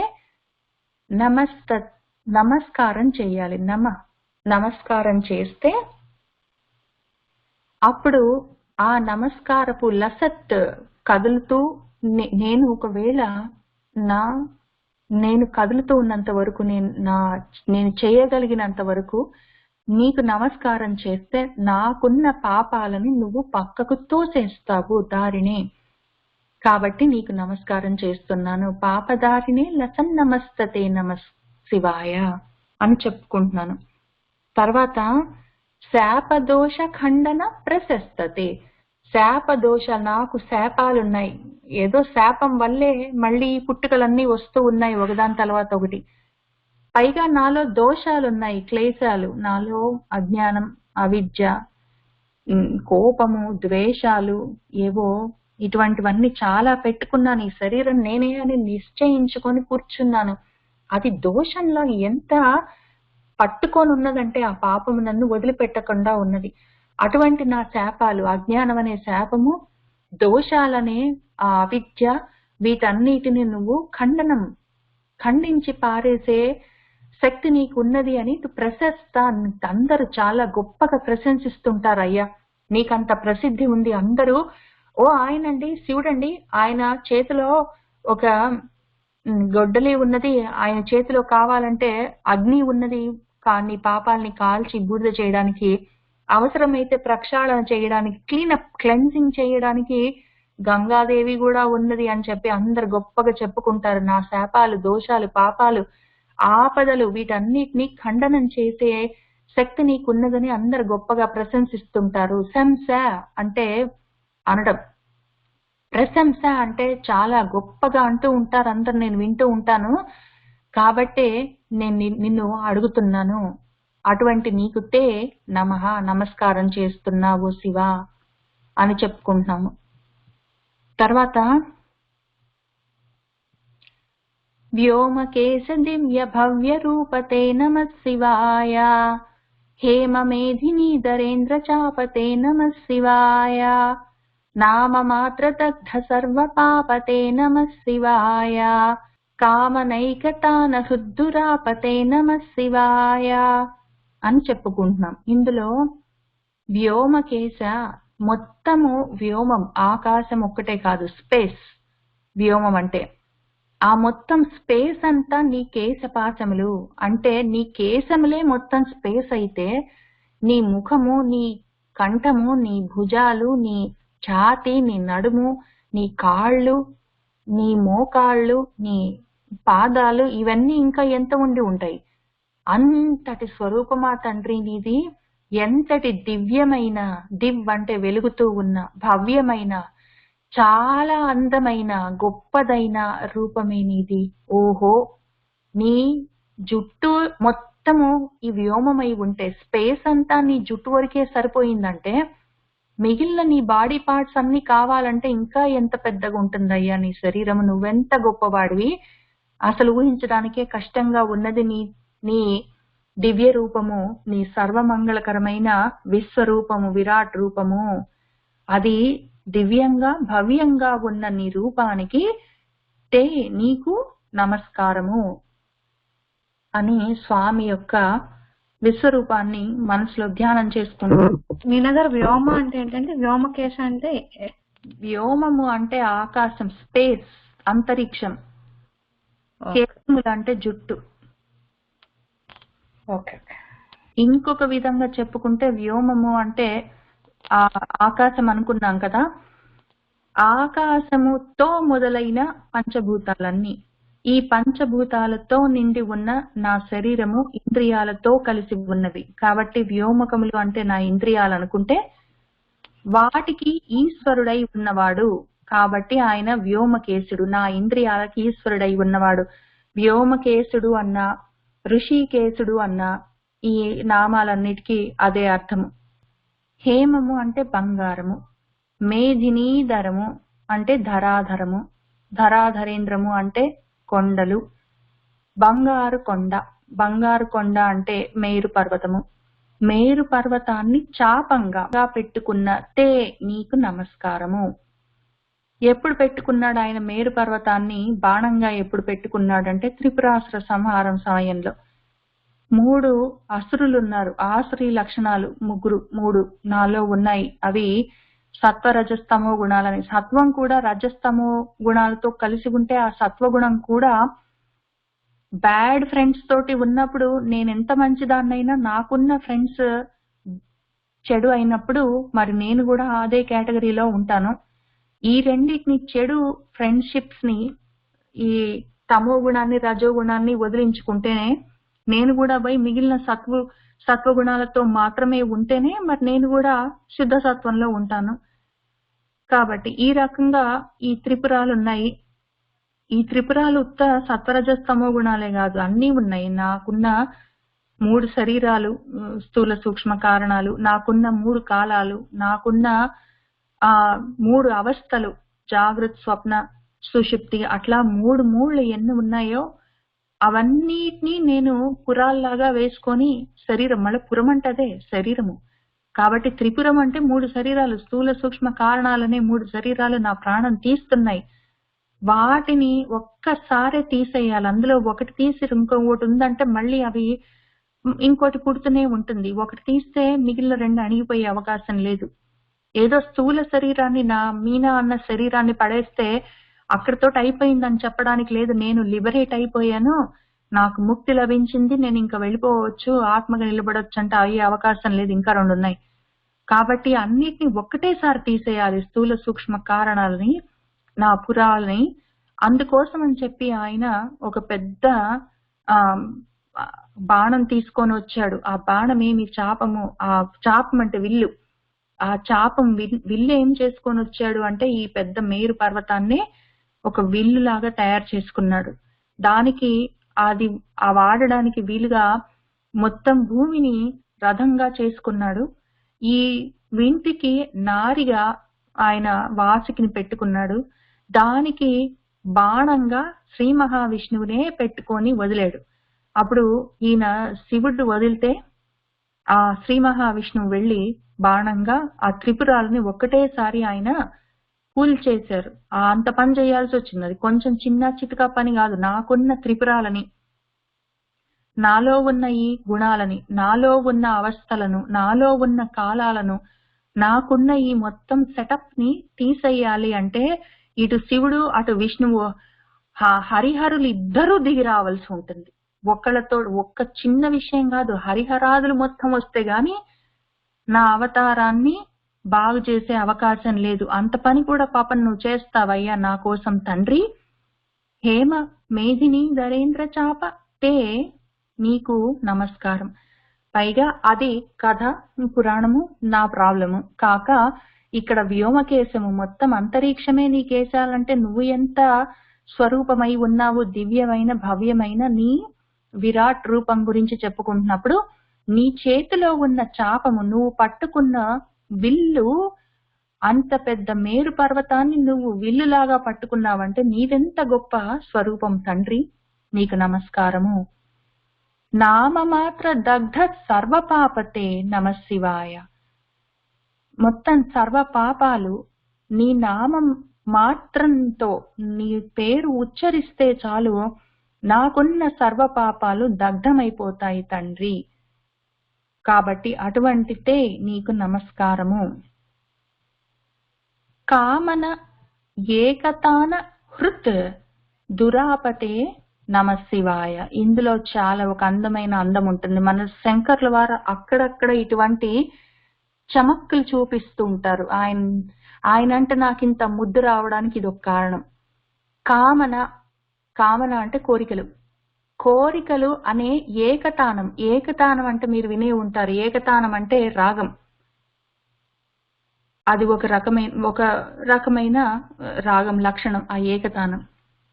అది నా హృదయంలో ఉంటే, నేను అటువంటి హృదయాలలో వాళ్ళకి, అటువంటి హృదయాలున్న వాళ్ళకి దురాపతే, ఆయన తొందరగా దొరికేవాడు కాదు. ఎవరి హృదయాలకు, ఎటువంటి మనసులకు ఆయన దొరకడు అంటే కామం, కోరికలతో ఏకతానం. ఒకటే పాట పాడుతుంటే పొద్దస్తమానం ఒక్కటే పాట. నాకిది కావాలి, నాకిది కావాలి, నాకది కావాలి, నాకు ఏదో ధన ధాన్యాలు కావాలి, ఐశ్వర్యాభివృద్ధి కావాలి, నాకు పుత్ర పౌత్రాభివృద్ధి కావాలి. ఒకటే పాట. ఎన్నాళ్ళైనా అదే పాట.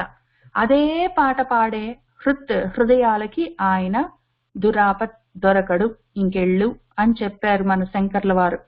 కామన ఏకతాన, అదే ఒకటే పాట పెట్టుకొని కూర్చుంటే రేడియో, అప్పుడు అటువంటి మనసులకు ఆయన దొరకడం కష్టం. ఆయన దొరకకపోతే మనకేమి నష్టం అంటే ఆయన శివం, ఆయన ప్రశాంతత, మనసుకి శాంతి దొరకదు. ఆ కోరికలనే పాట పెట్టుకొని ఇంకా దాన్ని అదే పనిగా రిపీట్ మోడ్ లో పెట్టుకొని దాన్ని ఆ పాట వేసుకొని కూర్చుంటే ఏడుస్తూ అదే, ఎప్పుడు చూసినా అదే ఏడుపు, అదే పాట, పాడిందే పాట. అటువంటి మనసులకి శాంతి ఉండదు అని దానికి అర్థం. కామన ఏకతాన హృత్ దురాప తే నమశివాయ. ఈ ఏకతానాన్ని చూసినప్పుడు నేను నోట్స్ రాసుకోవడం పక్కన పెట్టి, కళ్ళద్దాలు తీసి పక్కన పెట్టి కూర్చొని ఎంతసేపు నవ్వుకున్నానో. ఎంత సింపుల్ గా చెప్పావురా తండ్రి ఆదిశంకర. ఏకతానం అన్న ఒకటే పాట పెట్టుకొని కూర్చుంటే నీ హృదయానికి ఎట్లా దొరుకుతాడు, శివుడు ఎట్లా దొరుకుతాడు, మనశ్శాంతి ఎట్లా దక్కుతుంది అని ఎంత సింపుల్ గా అడిగేవే అని చెప్పి చాలా ముచ్చట అనిపించింది. ఒకవేళ అటువంటి ఏకతానం నేను పెట్టుకొని అదే పాట పాడుతూ కూర్చుంటే సిగ్గు కూడా అనిపిస్తుంది నాకు. కాబట్టి కామన ఏకతాన హృత్ దురాప తే నమశివాయ.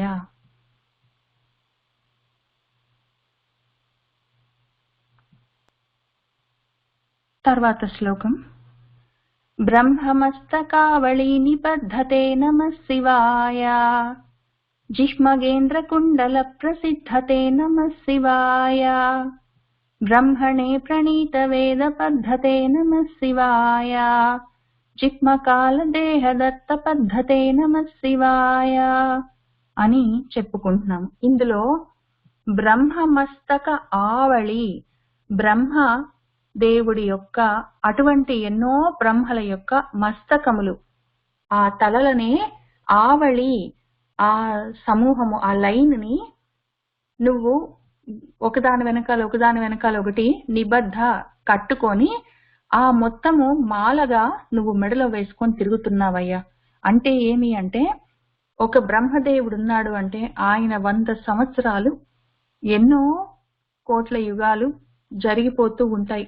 అప్పుడు ఒక బ్రహ్మ పడిపోతాడు, మళ్ళీ ఇంకో బ్రహ్మ వస్తాడు, మళ్ళీ ఇటువంటి కొన్ని కోట్ల యుగాలు గడిచిపోతాయి, ఆ బ్రహ్మ పడిపోతాడు, ఇంకో బ్రహ్మ వస్తాడు, మళ్ళీ ఇదే జరుగుతుంటుంది.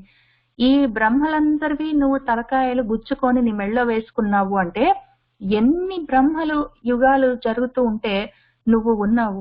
ఆది అంతము లేని ఆ స్వరూపానివి నువ్వు. ఇక్కడ పైన ఏం చెప్పుకున్నాము, ఆయనని విశ్వరూపంగా చూసుకున్నాము, మొత్తం విశ్వంగా ఆయన్ని చూసుకున్నాము. ఇక్కడ ఆయన్ని కాలంగా చూసుకున్నాము. ఎంత కాలం నుంచి ఉన్నావయ్యా నువ్వు?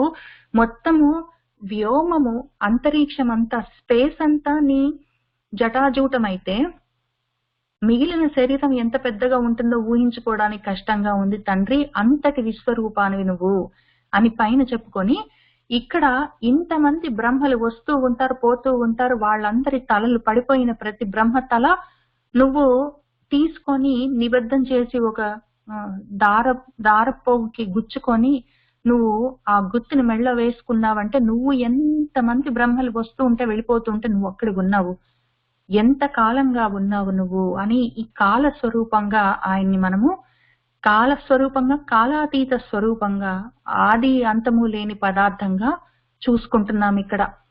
బ్రహ్మమస్తక ఆవళి నిబద్ధ తే నమః శివాయ, జిహ్మగేంద్ర కుండల ప్రసిద్ధ. నీకట వాళ్ళు చెప్పుకుంటూ ఉంటే విన్నాను, జిహ్మ అంటే కదిలేది, వంకర టింకరగా కదిలేది. ఆ రకంగా కదిలేదంటే పాము. మన నాలిక కూడా, నాలికను కూడా అదే అంటారు, ఎందుకంటే అది అంత ఫాస్ట్ గా కదులుతూ ఉంటుంది మన నాలిక కూడా. అట్లానే పాము కూడా అట్లా కదులుతుంది. ఇక్కడ జిహ్మ అన్నప్పుడు పాము. పాముల రాజులని తీసుకొని నువ్వు కుండలాలుగా, ఆ చెవుకొక పాము, ఈ చెవుకొక పాము కుండలంగా పెట్టుకున్నావని ప్రసిద్ధ, బాగా ప్రసిద్ధుడు అయి ఉన్నావు, నీ గురించి అందరు చెప్పుకుంటూ ఉంటారు అని. అటువంటి తండ్రి నీకు నమస్కారము. నువ్వు రాత్రి అని ఒక పాముని, పగలు అన్న ఒక పాముని, నువ్వు కాల స్వరూపంగా ఉన్నప్పుడు రాత్రిని పగలును నీ చెవులకి కుండలాలుగా పెట్టుకుంటున్నావు అని చెప్పుకుంటున్నాం. కాబట్టి ఆయన్ని మళ్ళీ కాల స్వరూపంగా, కాలాతీత స్వరూపంగా చూస్తూ ఉన్నాము. ఇవే కుండలాలు మళ్ళీ అమ్మవారికి మనము సూర్యుడు ఒక చెవుకి, చంద్రుడు ఒక చెవుకి కుండలాలుగా ఉంటాడని చెప్పుకున్నప్పుడు మళ్ళీ అదే మనము సూర్యుడిగా పగలు, చంద్రుడిగా రాత్రి, రాత్రి పగలు అన్న కాలాన్ని నువ్వు ఆభరణంగా ధరించి ఉన్నావు. నువ్వు ఇటు తిప్పితే, నువ్వు తల ఒకవైపు తిప్పితే రాత్రి, ఒకవైపు తిప్పితే పగలవుతుంది. అటువంటి కాలస్వరూపంగా ఉన్నావని చెప్పుకోవడానికి మనము సూర్యుడు, చంద్రుడు నీ చెవులకు కుండలాలని చెప్తాము. ఇక్కడ 2 పాములు నీ చెవులకు కుండలాలు అని చెప్పుకుంటున్నాం. ఆ పాములకి యాక్చువల్ గా పేర్లు కూడా ఉన్నాయి. అష్టవక్రుడు, కుండలుడు అని ఇద్దరు ఉన్నారు. అష్టవక్రుడు, కుండలుడు అని ఆ ఇద్దరు పాములకి పేర్లు. ఆ పాములని ఆయన చెవులకి ఆభరణాలుగా పెట్టుకున్నాడు అంటే రాత్రి పగలు అనే కాలాల్ని ఆయన శాసిస్తున్నాడు. జిహ్మగేంద్ర కుండల ప్రసిద్ధ తే నమః శివాయ. ఆయన బ్రహ్మణే ప్రణీత వేద పద్ధతే. ఆయన వేద పద్ధతులను, వేద మార్గాన్ని, వేదాలను ప్రణీత రాసిచ్చాడు. ఎవరికి అంటే బ్రహ్మణే, బ్రహ్మకి.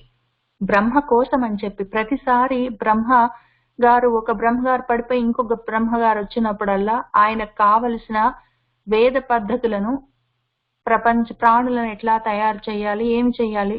ఎందుకంటే ప్రతి విశ్వానికి ఆయన ఒక బ్రహ్మను పెట్టి ఆ బ్రహ్మగారిని CEO మొత్తం చీఫ్ ఎగ్జిక్యూటివ్ ఆఫీసర్ ని చేసినప్పుడల్లా ఆ మొత్తం ప్రపంచాన్ని ఎట్లా నడిపించాలి అని చెప్పి ఆయనకి పద్ధతులు కొన్ని రాసి ఇస్తారు ప్రణీతం. ఆ చేసే తండ్రివి నువ్వు. బ్రహ్మణే ప్రణీత వేద పద్ధతే నమశివాయ. పైగా జిహ్మకాల దేహదత్త పద్ధతే. నీ పద్ధతి ఎట్లా ఉంటుంది? కావాలంటే ఇటు వేద పద్ధతులన్నా రాసిస్తావు, లేదా నీ పద్ధతి ఎట్లాంటిది అంటే జిహ్మ కుటిలంగా ఉన్న కాలుడు యముడు ఆయన యొక్క దేహాన్ని, శరీరాన్ని ఒక్క కాలుతోటి ఒక తన్ను తన్నేవు. దేహదత్తమైన శరీరం మీద ఒక కాలెత్తి ఒక తన్ను తన్నేవు. అది నీ పద్ధతి. కాలం సరిగ్గా నడిస్తే సరే.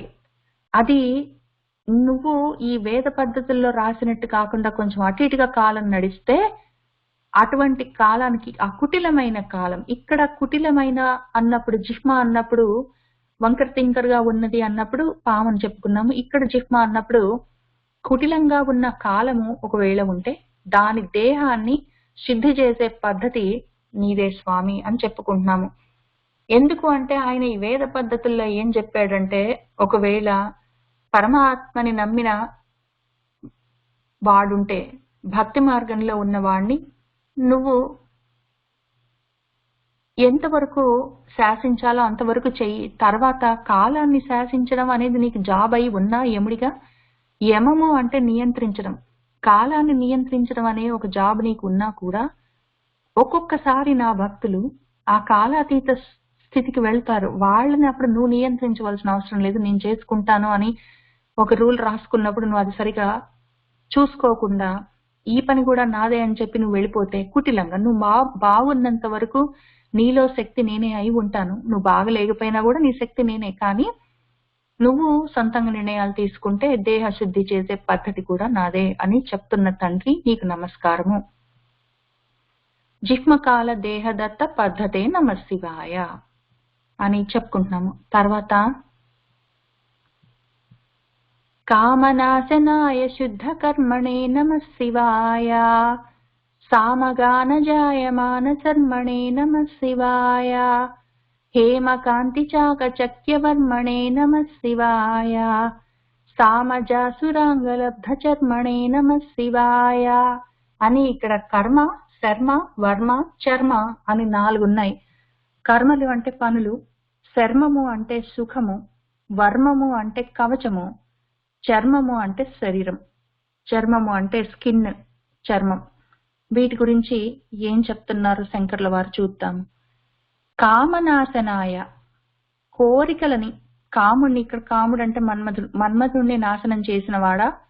శుద్ధ కర్మని, నువ్వు ఏ పని చేసినా శుద్ధంగా ఉంటుంది, క్లీన్ గా ఉంటుంది, నువ్వు ఏ పని చేసినా క్లీన్ గా చేస్తావు, అటువంటి కర్మలు కలిగిన వాడా అని దానికి ఒక అర్థం. ఇప్పుడు కామనాశనాయ, నేను ఒకవేళ కోరికలతో ఏ పనైనా చేస్తే అది వేరే విషయం, అవి మామూలుగా కర్మలు అవుతాయి.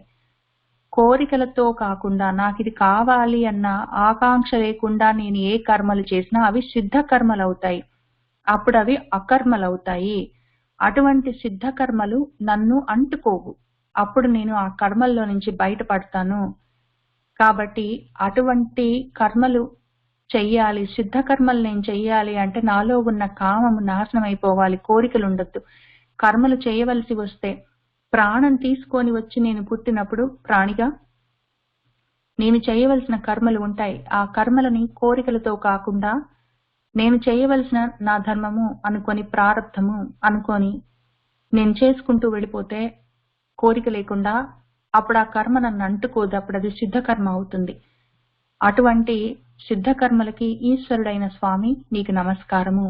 ఆది కర్మని, శుద్ధ కర్మ ఎట్లా చెయ్యాలి, కోరిక లేకుండా ఎట్లా కర్మ చెయ్యాలి అన్నది ఒక స్థితి అయితే, పని చేస్తూ దాని వల్ల నాకు ఈ ప్రతిఫలం కావాలి అన్న ఆశ లేకుండా చేయడం ఒక స్థితి. అసలు ఆ కోరిక మనసులో పుట్టే అవకాశం కూడా ఇవ్వకుండా, మనసు కదలగానే ఆ కోరికని అక్కడికక్కడ దగ్ధం చేసే శక్తి ఉన్న తండ్రి, అటువంటి జ్ఞానమూర్తి నీకు నమస్కారము.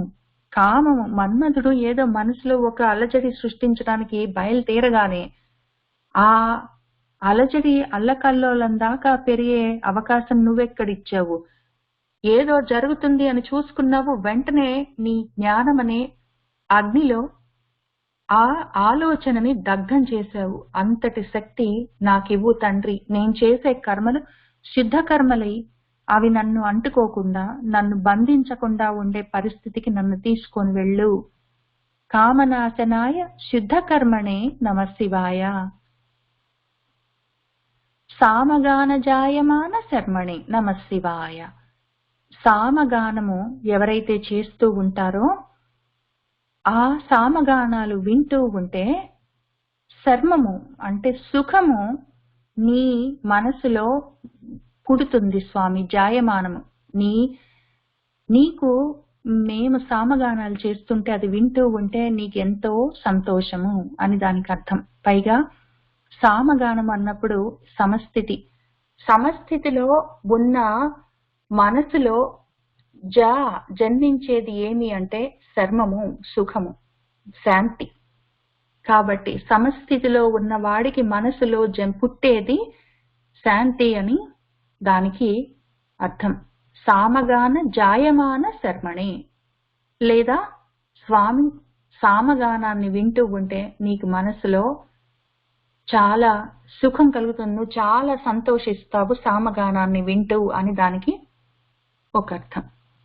తర్వాత హేమకాంతి చాకచక్య వర్మణే నమః శివాయ.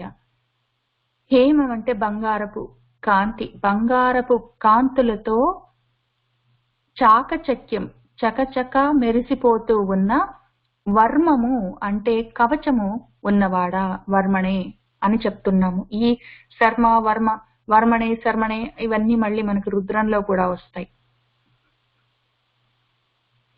కాబట్టి బంగారపు కాంతి అనే కవచాన్ని నువ్వు ధరించి మెరిసిపోతూ ఉన్న తండ్రి అని దానికి అర్థం. ఈ బంగారం అనే కాంతి కవచంగా ఎందుకున్నది అంటే ఆయన మొత్తమే జ్ఞాన స్వరూపం. అది ఎంతటి జ్ఞానం అంటే అది అఖండమైన జ్ఞానం. అంతటి అఖండమైన జ్ఞానాన్ని, శుద్ధ జ్ఞానాన్ని పట్టుకోవడం అందరికీ సాధ్యమయ్యే పని కాదు. తట్టుకోలేరు. అంత జ్ఞానాన్ని తట్టుకోవడం కష్టం. కాబట్టి అంతటి జ్ఞానాన్ని సాధించడానికి, అఖండమైన జ్ఞానాన్ని సాధించడానికి బ్రహ్మజ్ఞానం కావాలి అంటే అంతటి అర్హత కావాలి. మనసుని అంత లెవెల్లో శుద్ధి చేసుకోవాలి. ఇంతటి శర్మాన్ని సంపాదించాలి. కర్మలు ముందు శుద్ధి చేసుకొని ఆ తర్వాత మనసుని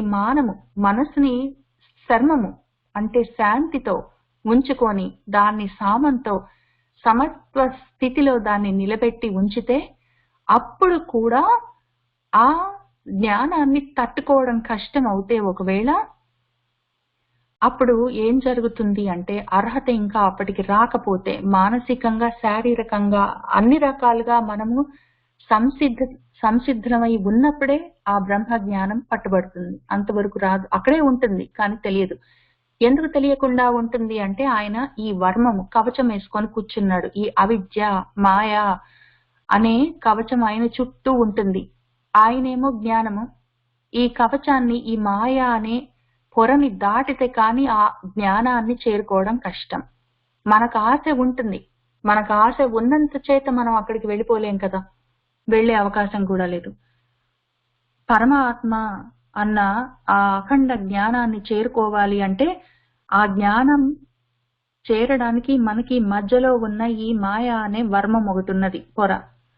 ఇది ఉత్తగా ఉండొచ్చు కదా, పోనీ అది నల్లగా ఉందో, దానికి అది చాలా ముళ్లతోటి ఉన్నదో అంటే మనకి తెలుస్తుంది. అది పైగా ఉండడం ఎట్లా? హేమకాంతులతో ఉంటుంది. అది చకచకా మెరుస్తూ ఉంటుంది. ఈ హేమకాంతులతో మెరుస్తూ ఉన్న ఈ కాకి బంగారం లాంటి ప్రపంచాన్ని చూసుకొని ఈ మాయలో పడి మనము దాని వెనకాల ఉన్న అసలు బంగారాన్ని పట్టుకోవడం మర్చిపోతూ ఉన్నాము. ఆ మతి మరుపు కారణమేమి అంటే ఈ వర్మ, ఈ కవచం, ఈ పొర, మాయ అనే పొర. దీన్ని దాటడానికి శక్తి ఎవరు అంటే మళ్ళీ ఆ తండ్రి. హేమకాంతి చాకచక్య వర్మణి నమశివాయ. ఈ హేమకాంతి చాకచక్య వర్మం అన్నప్పుడు నాకు వెంటనే మనసుకు స్ఫురించింది ఏమి అంటే, మనం శ్రీ సూక్తంలో చదువుకున్నాం. ఇందులో కాం సోస్మితాం హిరణ్య ప్రాకారాం ఆర్ద్రాం జ్వలంతీం తృప్తాం తర్పయంతీం అని చదువుకున్నాం కదా శ్రీ సూక్తంలో. ఆమె తల్లి మాయ ఎట్లా ఉంటుందంటే హిరణ్య ప్రాకారం, బంగారపు ప్రాకారం. అది ఇక్కడ మనకున్న హేమకాంతి వర్మం. అదేం చేస్తుంది అంటే జ్వలంతి వెలుగుతూ ఉంటుంది, చకచక ఈ రకంగా చాకచక్యంగా మహాకాంతులతో వెలుగుతూ ఉంటుంది. ఈ మాయ అడ్డంగా ఉంటుంది, ఉండి మనల్ని ఆ జ్ఞాన జ్యోతుల వైపుకి తొందరపడి వెళ్ళడానికి, ఎందుకంటే మనం తట్టుకోలేము. మనకు ఆ అర్హత కలగాలి, పాత్రత కావాలి. ఆ పాత్రత ఉన్నంత వరకు, మనకు ఆ అర్హత కలిగినంత వరకు ఈ జ్వలిస్తున్న హిరణ్య ప్రాకారం మనల్ని ఆపుతుంది. ఒకవేళ అవసరమైతే మనము ఆ లెవెల్కి వస్తే అదే మళ్ళీ ఆర్ద్రాం ద్రవించి కరిగి, ఆ జ్వలిస్తున్న ఆ ప్రాకారము కరిగి అప్పుడు మనల్ని తరింపజేస్తుంది. మనకి ఎట్లా కావాలంటే అట్లా. మనం ఏ స్థితిలో ఉన్నాము, విద్యగా కావాలా, అవిద్యగా కావాలా, అజ్ఞానంలో ఉన్నామా, మాయ పొరలో ఉన్నామా చూసుకొని మనకేది కావాలి అని ఇచ్చే తత్వం అది. హేమకాంతి చాకచక్య వర్మణి నమశివాయ. ఆయన సామజాసురాంగలబ్ధ చర్మణి. సామజాసుర, సామజము అంటే ఏనుగు, అందుకే సామజ వరగమన అంటాం కదా. సామజం అంటే ఏనుగు, వరం అంటే శ్రేష్టము. గొప్ప ఏనుగు నడిచినట్టు గమనం, గొప్ప నడక, ఎంత హుందాగా, ఠీవీగా, గంభీరంగా, అందంగా నడుస్తారు అన్నదానికి 4 చెప్తారు. సింహంలాగా నడవడం, ఏనుగులాగా నడవడం, వృషభంలాగా నడవడం, తర్వాత ఈ పులిలాగా నడవడం. ఆ ఏనుగున్నది, ఆ సామజం అంటే ఏనుగు. ఆ సామజము అనే అసురుడు ఉన్నాడు, అంటే ఏనుగు అసురుడు అంటే గజాసురుడు. ఆ గజాసురుడి యొక్క అంగము, శరీరములో నుంచి లభించిన చర్మాన్ని ధరించినవాడు. అంటే మన గజాసురుడి యొక్క చర్మాన్ని ఆయన ఉత్తరీయంగా వేసుకొని ఉన్నారు. మళ్ళీ ఎందుకు అని తత్వం మనం చెప్పుకుంటూ వస్తున్నాం మధ్య మధ్యలో. ఇక్కడ కూడా చూసుకుందాము. ఏనుగు అంటే మదము, మదము అంటే నేను అన్న అహంకారం. అటువంటి అహంకారము, అంతా నేనే, అంతా నాకే కావాలి అన్న అహంకారం ఉంటే, నాకే కావాలి, మొత్తము నాకే అన్నది ఉంటే, అటువంటి అహంకారాన్ని తీసి, కానీ ఆ అహంకారం కూడా అంతా నాకే కావాలి అని ఉంది, కానీ ఈశ్వర స్ఫురణ లేకుండా లేదు. ఈశ్వరుడు కూడా నాకే కావాలి, అంతా నాకే కావాలి, ఈశ్వరుడు నాకే కావాలి, మొత్తం నాకే కావాలి అన్నప్పుడు ఆ ఈశ్వర స్ఫురణ అయితే ఉన్నది, కానీ ఆ ఉపాధి మాత్రం అంతటి మదంతో ఉన్నది. కాబట్టి దాన్ని తీసి ఆ చర్మాన్ని ఉత్తరీయంగా వేసుకున్నారు ఆయన. దీనికి ఒక్కొక్క పురాణంలో ఒక్కొక్క కథ చెప్తారు. మనకి అది కొంతవరకు మనకు తెలిసిన విషయం, మనం చెప్పుకుంటున్న విషయం. సామజాసుర అంగలబ్ధ చర్మణి నమశివాయ అని చెప్పుకొని ఈ 8వ శ్లోకం ఒకటి చూసుకొని వాళ్ళకి ఆపుతాము. జన్మ మృత్యు ఘోర దుఃఖ హారిణే నమశివాయ. చిన్మయైక రూపదేహ ధారిణే నమశివాయ. మన్మనోరధావ పూర్తికారిణే నమశివాయ. సన్మనోగతాయ కామవైరిణే నమశివాయ. జన్మ మృత్యు ఘోర దుఃఖ ఇన్నున్నాయి మనకి. జన్మలు పుట్టడం, మృత్యువు పడిపోవడము, ఇటువంటి ఘోరమైన దుఃఖాలు చాలా ఉన్నాయి. వీటన్నిటిని హరించేవాడు కాబట్టి ఆయన శివుడు. ఆయన జన్మ మృత్యు ఘోర దుఃఖ హారిణే నమశివాయ. ఆయన చిన్మయైక రూపదేహ ధారిణే నమశివాయ. చిత్ అన్న రూపమే ఆయన స్వరూపం, చిద్రూపంలో ఉంటారు ఆయన, చిత్ శక్తి. అది ఆయన రూపము. దాన్నే దేహంగా ధరించి ఉన్నారు. ఆ చైతన్యమే, ఆ ప్రకాశమే ఆయన రూపము. అటువంటి దేహాన్ని ధరించి ఉన్న స్వామి. ఆయన మనసులో పుట్టిన మనోరథాలు, కోరికలను పూర్తి చేసే పనిలో ఉంటారు. దానికి కారణమై ఉన్నారు. నా మనసులో పుట్టే రకరకాల కోరికలను పూర్తి అవ్వడానికి కారణమై ఉన్నవారు. ఆయనకి నమస్కారము. సత్పురుషుల యొక్క మనస్సులలో గతాయ ఉంటూ ఉంటారు. ఆయన సత్పురుషుల మనస్సుల్లో ఉంటారు. ఆయన కామ వైరినే, కోరికలకు ఆయన వైరి, శత్రువు. కోరికలు ఉంటే అది కూడా ఏదో మోక్ష గురించిన కోరిక అటువంటిది కూడా కాదు. మామూలు ప్రాపంచికమైన కోరికలు ఏమైనా ఉండి అవి ఈ ప్రాపంచికమైన కోరికల వల్ల నష్టమేమి అంటే జన్మ, మృత్యు, దుఃఖాలు ఇవన్నీ దానివల్ల వస్తాయి. వీటికి ఆయనకు పడదు. కాబట్టి ఎందుకంటే శాంతి, ఆయన స్వరూపము చిద్రూపము, శాంతి రూపము. దానికి ఈ కోరికలు అడ్డుగా ఉంటాయి. నా మనసులో ఏ కోరిక ఉన్నా మనసుకు శాంతి కరువు అయిపోతుంది. అటువంటి మనశ్శాంతికి కరువయ్యే కోరికలన్నీ ఆయనకి శత్రువులు. అట్లాంటి కోరికలు లేని మనసులు ఎవరివైతే ఉంటాయో సత్పురుషులు, వాళ్ళ మనస్సుల్లో ఆయన ఉంటాడు. కోరికలున్న మనసుల్లో ఆయన ఉండడు. కోరికలు లేని మనసుల్లోనే ఆయన ఉంటాడు. సత్ మనోగతాయ కామవైరిణే నమః శివాయ అని కొంతవరకు వాటికి అర్థం. సరే, మరి సర్వం శ్రీ పరమేశ్వర పాదారవిందార్పణమస్తు.